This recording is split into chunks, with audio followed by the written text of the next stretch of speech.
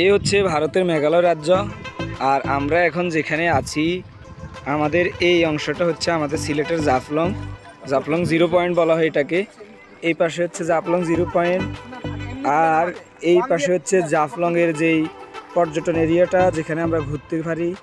আর এটা হচ্ছে ভারতের মেঘালয় রাজ্য। যে এখানে দেখা যাচ্ছে ভারতের বাসিন্দাদের বিভিন্ন ঘর বাড়ি। ওই পাশে ওই যে রাস্তাও দেখা যাচ্ছে, গাড়িও দেখা যাচ্ছে একটা।